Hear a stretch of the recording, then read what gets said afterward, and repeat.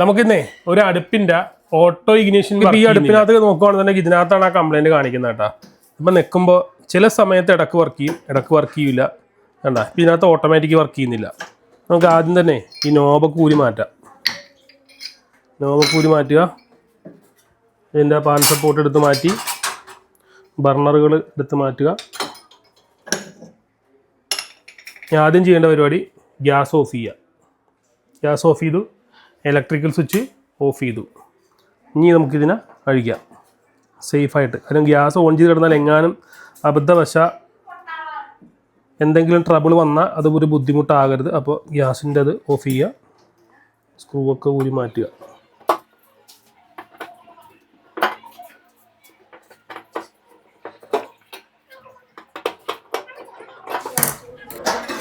അതൊക്കെ ഇതിനെ പൊക്കി മാറ്റുക.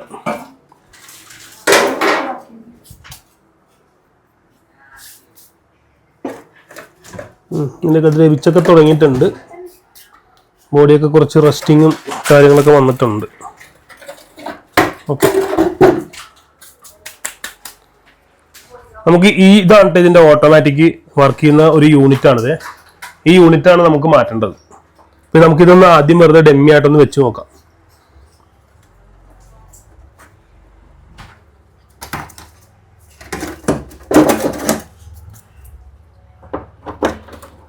ഇഗ്നിഷൻ ബോക്സിന് പതുക്കെ പുറത്തേക്ക് ഊരിയെടുക്കുക.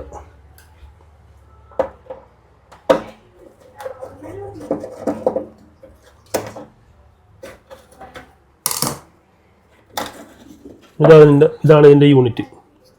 ഈ യൂണിറ്റ് നമുക്ക് റീപ്ലേസ് ചെയ്യാം. ഇതിനകത്ത് ഫേസും ന്യൂട്രും കറക്റ്റായിട്ട് മാർക്ക് ചെയ്തിട്ടുണ്ടാവും. നമ്മൾ അത് കറക്റ്റായിട്ട് അതുപോലെ തന്നെ കൊടുക്കണം. അതല്ലാന്നുണ്ടെങ്കിൽ എന്താണ് ട്രബിൾ എന്ന് വെച്ച് കഴിഞ്ഞാൽ ചിലപ്പോൾ ഇത് അടിച്ചു പോകാനൊക്കെ സാധ്യതയുണ്ട്. നീല കളർ വയറാണ് ന്യൂട്രൽ കേട്ടോ.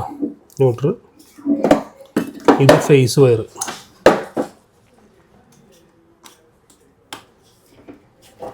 ഇനിയിപ്പോൾ 1/1 ആയിട്ട് എപ്പോഴും ക്രോസിംഗ് ആയിട്ടാണ് വരുന്നത്. അപ്പോൾ നമ്മൾ 1/1 ആയിട്ട് ഇതിൻ്റെ പിന്നുകൾ ഊരി ഫിക്സ് ചെയ്യുക.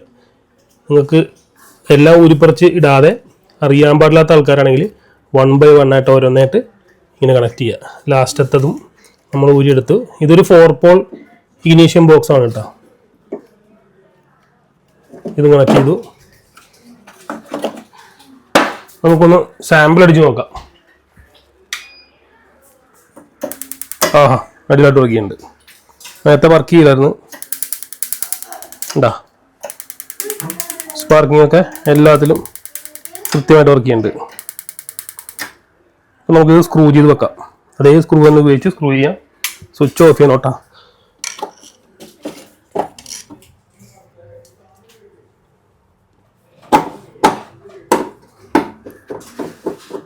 ചിലതിന് ഇത് നെട്ടും ബോൾട്ട് ആയിരിക്കട്ടെ. ഇതിപ്പോൾ ഇവിടെ നിന്ന് സ്ക്രൂ ആണ്. ചിലതിന് ഇവിടെ നിന്ന് നെട്ടും ബോൾട്ടും ആയിരിക്കും. ചില മോഡലുകൾക്ക് ഈ 4 എണ്ണത്തിന് പകരം 6 എണ്ണമൊക്കെ വരും. കാര്യം അത് 5 ബർണറിൻ്റെ ഒക്കെ ആണെങ്കിൽ 6 എണ്ണത്തിൻ്റെയൊക്കെ ഇഗ്നിഷൻ ബോക്സ് ആയിരിക്കും വരുന്നത്. ഇനിയിപ്പോൾ നമുക്കിത് മാറ്റിയിട്ട് നമുക്ക് ആ പഴയ കവർ ഇടാം.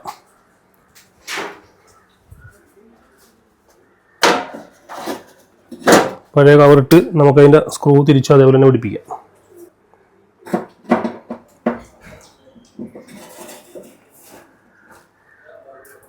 ഈ സ്ക്രൂ ഒന്നും ഒരു ലിമിറ്റിൽ കൂടുതൽ ടൈറ്റ് ചെയ്യരുത്. കാര്യം വെച്ചാൽ പിന്നെ നമുക്ക് ഇത് എന്തെങ്കിലും കാരണവശാൽ നമുക്കൊന്ന് ഊരിയെടുക്കണമെന്നുണ്ടെങ്കിൽ ഒരു ചെറിയൊരു ലൂസ് നമ്മൾ എപ്പോഴും ഇട്ടേക്കണം.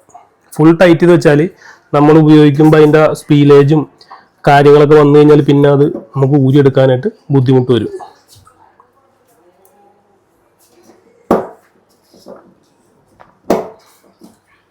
ഇത് 2 സ്ക്രൂ കൂടി ഉള്ളൂ. ഇവിടത്തെ സ്ക്രൂ നമുക്കേ അഴിച്ചപ്പോൾ പൊട്ടിപ്പോയിട്ടുണ്ട്. കുറച്ച് നാൾ അനക്കാണ്ടിരുന്നിട്ട് അത് പൊട്ടിപ്പോയിട്ടുണ്ട്. ഇനിയിപ്പോൾ രണ്ടാമത് പൊട്ടിപ്പോയ സ്ക്രൂ ഡ്രില്ല് ചെയ്ത് മാറ്റണം. അപ്പോൾ അതുകൊണ്ട് ഇപ്പോൾ നമ്മൾ തൽക്കാലം ഇപ്പോൾ അത് ചെയ്യുന്നില്ല. ഇത് കഴിഞ്ഞിട്ട് ചെയ്യാം. ഇനി കുറച്ച് ടൈം എടുക്കുന്നതുകൊണ്ട് നമുക്ക് ഇത് കഴിഞ്ഞിട്ട് ചെയ്യാം.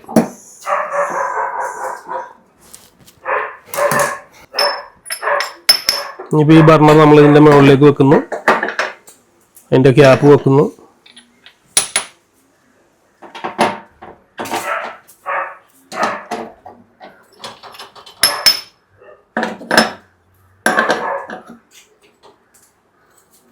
എല്ലാം തിരിച്ച് നമ്മൾ അതേപോലെ തന്നെ സേഫായിട്ട് വെച്ചു. നമ്മൾ തിരിച്ച് നോബ് അതേപോലെ ഇടുന്നു. നമ്മളെപ്പോഴും നോബിൻ്റെ പൊസിഷൻ നോക്കണം കേട്ടോ. ഒരു സൈഡിൽ ഹാഫ് റൗണ്ട് ആയിരിക്കും. ആ പൊസിഷനിൽ തന്നെ കൃത്യമായിട്ട് ഇത് കയറ്റി പിടിപ്പിക്കണം കേട്ടോ. ഇപ്പം ഇത് വെക്കുമ്പോൾ ഓട്ടോ ഇഗ്നിഷൻ വർക്ക് ചെയ്യില്ല. കാര്യം അത് നമ്മൾ സ്വിച്ച് ഓഫ് ചെയ്തിട്ടേക്കണേ.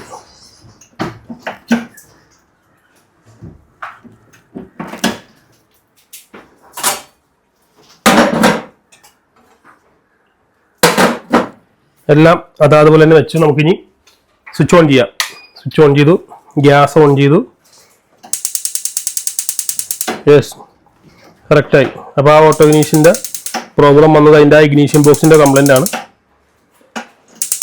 മാറി കഴിഞ്ഞപ്പോഴത്തേക്കും എല്ലാത്തിലും ഓക്കെ. അപ്പോൾ നമ്മൾ ഈ അടുപ്പിൻ്റെ ഓട്ടോ ഇഗ്നീഷൻ്റെ കംപ്ലൈൻ്റ് ആയിരുന്നു. അതിൻ്റെ ഇഗ്നീഷൻ ബോക്സ് മാറ്റി എല്ലാം ക്ലിയർ ആക്കിയിട്ടുണ്ട്. അപ്പോൾ സിമ്പിളാണ്. ഇത്രയേ ഉള്ളൂ നമുക്കത് ചേഞ്ച് ചെയ്യാനായിട്ട്.